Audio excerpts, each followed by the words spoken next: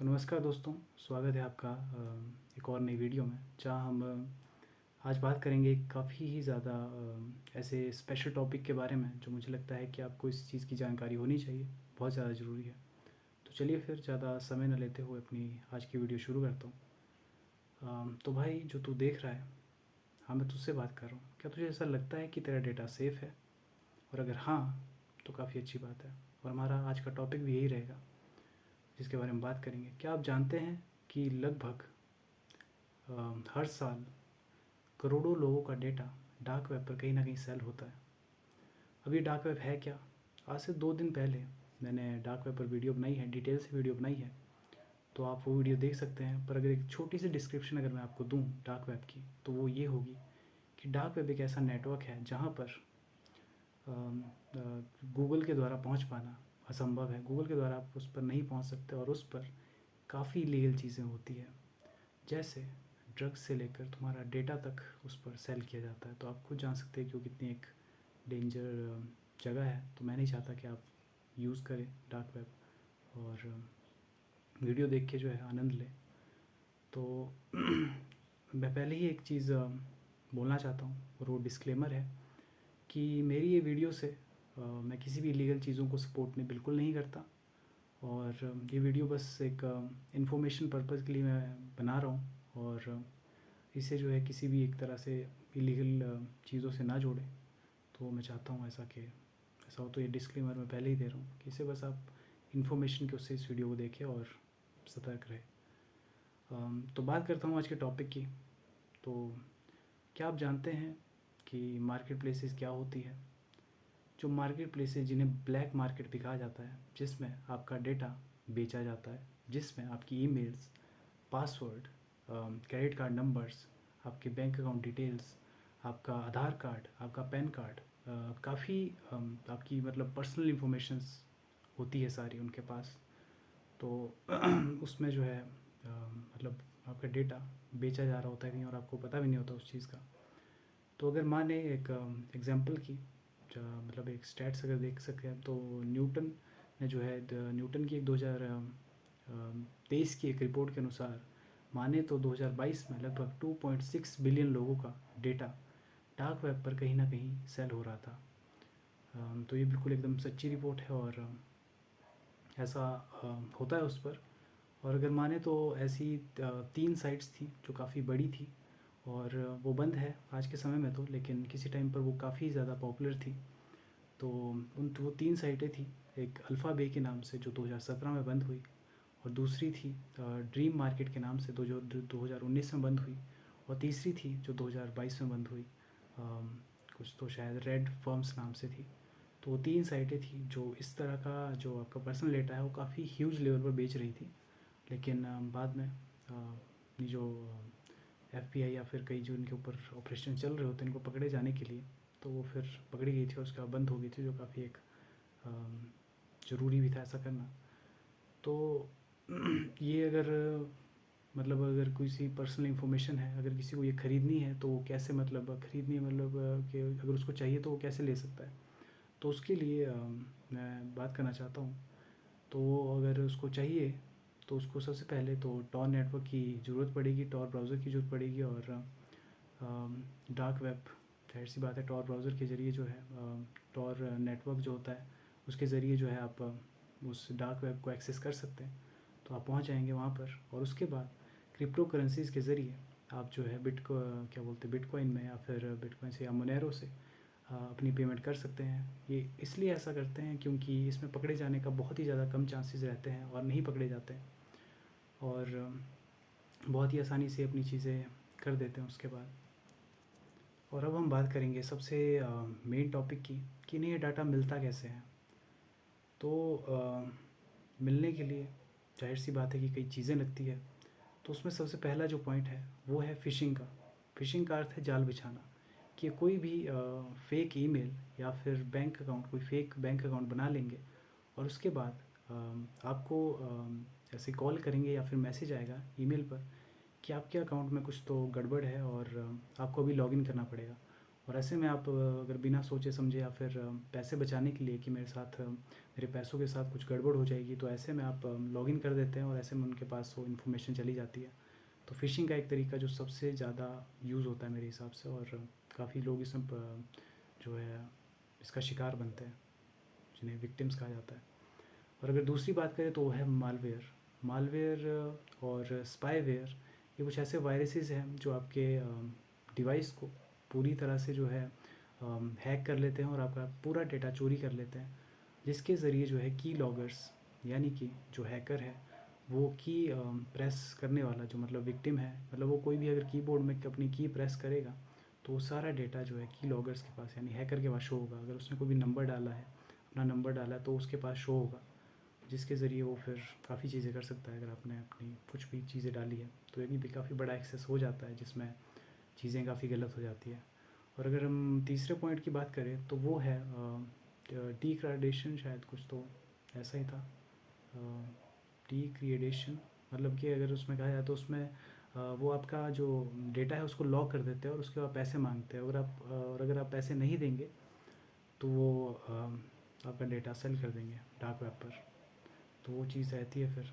तो ऐसे में, और अगर चौथा जो मुझे लगता है कि काफ़ी इम्पोर्टेंट है और काफ़ी मेन पॉइंट है, और वो है आपके वीक पासवर्ड का। अगर आप कोई ऐसा नॉर्मल पासवर्ड रखते हैं जो 1 से 9 तक होता है, या फिर उल्टी गिनती है 9 से 8 तक है, 9 से 8 तक नहीं, 9 से 1 तक है, तो ऐसे में भी आपके वीक पासवर्ड जो आपने हर जगह लगा के रखे हैं, तो ऐसे में भी आपका डेटा मतलब चोरी हो सकता है। और हैकर्स के लिए वो चीज़, वो आपका अकाउंट हैक करना, आपने अगर बैंक में डाल रखा है या फिर कहीं भी आईडी आपकी है कोई, या फिर ईमेल में अगर वो सेम पासवर्ड है आपके हर जगह, अगर सेम पासवर्ड है, तो उसके लिए वो हैकर के लिए काफ़ी ज़्यादा आसान होगा वो एक्सेस करना। तो ऐसे में मैं आपसे यही चाहता हूँ कि आप जो है से एक स्पेशल लेटर जो है, जैसे डॉलर का साइन या फिर @ या ऐसे कई साइंस होते हैं जो आप यूज़ कर सकते हैं, और हो सके तो हर जगह आप अलग अलग वैरायटी के पासवर्ड डाल सकते हैं और उसे लिख सकते हैं आप, क्योंकि एक हैक हो जाए तो उससे बड़ी तो मतलब ये है कि चेंज किया जा सकता है, पर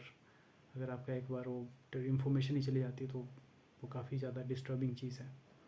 तो अगर इस चीज़ की बात माने तो 2020 की एक रिपोर्ट के अनुसार देखें तो उसमें जो है एक शाइनी हंटर के नाम से एक हैकर ग्रुप था, जिन्होंने 10 बड़ी कंपनी, दो उसमें बड़ी कंपनी थी, जो एक थी टोकोपीडिया नाम से और दूसरी थी अनअकैडमी। और इनका जो है बहुत सारा डेटा इस पर, ईमेल्स, पासवर्ड जो है इनके हैक किए गए, और जिसकी वजह से जो है काफ़ी आइडेंटिटी थेफ्ट की चीज़ें और डर जो है लोगों में काफ़ी ज़्यादा बना रहा है उस चीज़ का। तो ऐसी चीज़ें में आपको ध्यान देना है कि जाहिर सी बात है कि अपने जो पासवर्ड्स है उसको एक सिक्योर और फिर काफ़ी अच्छी तरह से जो है इसको एक ही पासवर्ड को, सेम पासवर्ड को किसी दूसरी जगह पर नहीं डालना है। और अगर इसकी बात करें हम रियल लाइफ इंसिडेंट्स की, जहाँ पर रियल में डाटा ब्रीचेस हुए, यानी डाटा के साथ ब्रीचेस का मतलब होता है कि उलट फेर कुछ की गई या फिर डाटा चोरी किया, तो उसको ब्रीचेस कहते हैं। मतलब उल्लंघन किया गया उस चीज़ का। तो उसमें पहला पॉइंट जो है वो है MCNA, डेंटल ब्रीच, जो जिसमें जो है ऑस्ट्रेलिया के लगभग 8.9 मिलियन लोगों का जो पर्सनल डेटा था, अ, वो जो है उसमें यूज़र्स का पर्सनल डेटा चोरी किया गया, जिसमें उनका हेल्थ इंश्योरेंस, उनके क्या बोलते हैं एड्रेस, उनका नेम और ईमेल आईडी और बैंक अकाउंट डिटेल्स, ये सब हैक किए गए, जिसके कारण उसका इम्पैक्ट ये पड़ा कि जो MCNA के जो क्या बोलते हैं यूज़र्स थे, MCNA के, उन्होंने उनको जो है, जो जितने भी यूज़र्स थे जिनके साथ ये आइडेंटिटी थेफ्ट का उसका खतरा बना हुआ था, तो ऐसे में उनको जो है एक फ्री क्रेडिट मॉनिटरिंग जो है उन यूज़र्स को देनी पड़ी थी, क्योंकि उन्हें कहीं ना कहीं वो आइडेंटिटी थेफ्ट का खतरा बना हुआ था उस समय। तो वो तो एक ये पॉइंट था। और दूसरा पॉइंट था एक इक्विडेक्स ब्रीच का। इक्विडेक्स ब्रीच को अगर डाटा लीक में अगर सबसे ऊपर की श्रेणी में रखा जाए तो कोई आश्चर्य नहीं होगा, क्योंकि इसमें 147 मिलियन लोगों का डेटा जो है वो चोरी किया गया था, और डार्क वेब पर काफ़ी लंबे से जो है सेल किया जा रहा था। और जिसके बाद में इक्विडेक्स पर जो है उसको सब कुछ सेटल करने के लिए जो है 400 $35 मिलियन डॉलर जो है इन्हें देने पड़े थे सेटलमेंट के लिए। तो ये चीज़ें हुई थी और उसके बाद काफ़ी ज़्यादा लोग उनको मतलब भी कितनी बड़ी कंपनी थी जो मतलब जिसमें ऐसी चीज़ें हुई थी, तो कहीं ना कहीं वो फिर शॉक तो लगता ही है काफ़ी। और अगर तीसरी बात करें तो 2013 या 14 में आपको पता है कि एक बहुत बड़ी वेबसाइट थी जो थी याहू। याहू उस समय काफ़ी ज़्यादा आपको पता है कि पॉपुलर था और उसके जो डाउनफॉल का कारण था वो कहीं ना कहीं यही था कि उसके साथ भी ये चीज़ हुई थी जिसे कहा जाता है याहू ब्रीच। तो याहू ब्रीच में लगभग 3 बिलियन लोगों का डेटा जो है ईमेल और पासवर्ड जो है वो हैक हुए थे और चीज़ें जो है काफ़ी डिफरेंट उस वजह से हो गई थी।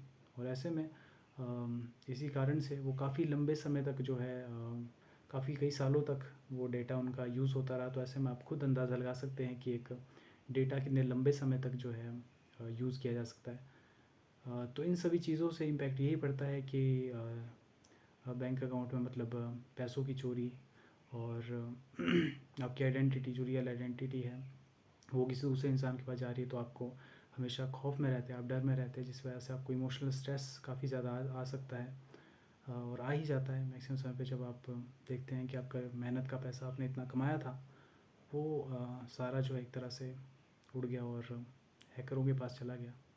तो ऐसे में काफ़ी ज़्यादा चीज़ें डिफरेंट तो होती है और काफ़ी बुरा भी लगता है क्योंकि आपका मेहनत का पैसा होता है।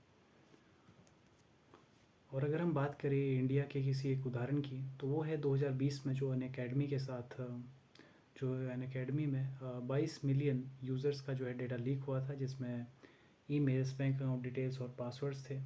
तो वो भी एक काफ़ी बड़ा डेटा ब्रीच था जिसमें काफ़ी ज़्यादा यूज़र्स को जो है मेंटल एक तरह से टॉर्चर से गुजरना पड़ा था क्योंकि ऐसे में जाहिर सी बात है कि इतनी बड़ी चीज़ अगर हो जाती है तो किसी को भी उसके उसके उससे प्रॉब्लम हो जाती है काफ़ी ज़्यादा।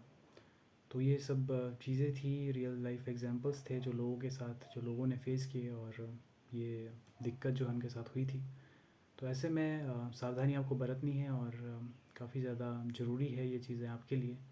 और ऐसे में अगर आप खुद से ही सावधानी बरतेंगे तो जाहिर सी बात है कि आपके साथ ऐसी चीज़ नहीं होगी।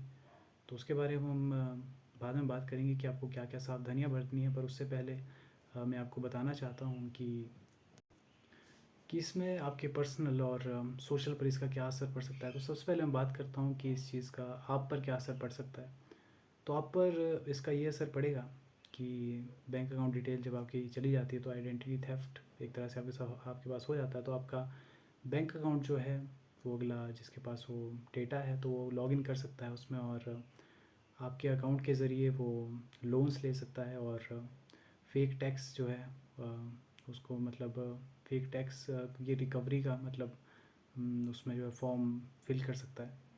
तो वो चीज़ रहती है और ऐसे में पैसों की मनी की मतलब पैसों की हेरा फेरी भी देखने को मिलती है जिसमें वो अनऑथराइज्ड खर्चे जो हैं काफ़ी ज़्यादा बढ़ जाते हैं और चीज़ें काफ़ी डिफरेंट हो जाती हैं क्योंकि वो एक्सेस ही आपका चला जाता है जिससे आपके काफ़ी ज़्यादा आपको ऐसा लगता है और इमोशनली आप काफ़ी ज़्यादा डिस्टर्ब हो जाते हैं और आपको ऐसा लगता है कि वायलेशन है और काफ़ी ज़्यादा महीने लग जाते हैं जहाँ पर आपको आपका पैसा वापस नहीं मिलता। तो ऐसे में काफ़ी ज़्यादा मेंटल स्ट्रेस होता है, फेस करना पड़ता है। और अगर बात करें हम सोशली इस पर क्या इम्पैक्ट पड़ता है तो तो हैकर जो है बड़ी से बड़ी कंपनीज़ को भी आपने देखा कि हैक कर देते हैं। तो ऐसे में लोगों का भरोसा जो है इन बड़ी बड़ी कंपनियों से हट जाता है और वो सोचते हैं कि हमारा डाटा जो भी है यहाँ पर भी सेफ़ नहीं है। तो ऐसे में वो डर बना रहता है क्योंकि एक उदाहरण जो मैंने आपको दिया कि क्यूडेस्क जो जिसमें 147 मिलियन यूज़र्स का जो है डेटा लीक हुआ था। तो ऐसे में ऐसी बड़ी बड़ी कंपनी ऐसे उदाहरण जब मिलते हैं तो वो चीज़ें फिर देखने को मिलती है। और अगर हम बात करें तो इससे जो है अगर इम्पैक्ट जो पड़ता है वो यही है कि डार्क वेब पर ये जो ऐसी चीज़ें करते हैं ये पकड़े नहीं जाते तो इन्हें कहीं ना कहीं बूस्ट मिलता है। ये और ज़्यादा उत्सुक होते हैं ये चीज़ें करने के लिए और ज़्यादा ये चीज़ें जो है बढ़ जाती है इस वजह से और इन्हें कहीं ना कहीं उस चीज़ से हेल्प मिलती है और लोगों में भी काफ़ी ज़्यादा डर बना रहता है कि काफ़ी ज़्यादा दिक्कतें जब आ जाती है तो उस वजह से। तो आज के लिए मैं इतना ही बताना चाहता हूँ आपको क्योंकि मेरा समय जो है पूरा हो गया 15 मिनट का। अगर हम बात करें तो इसी टॉपिक के बारे में जो भी रहा है वो है कि आपको क्या चीज़ें मतलब ध्यान में रखनी है, क्या चीज़ें आपको करनी है, और एक दो और भी टॉपिक है जो आपको क्लियर करने हैं, तो वो मैं अगली वीडियो में बताऊंगा आपको। तब तक के लिए सारा मिलते हैं कल।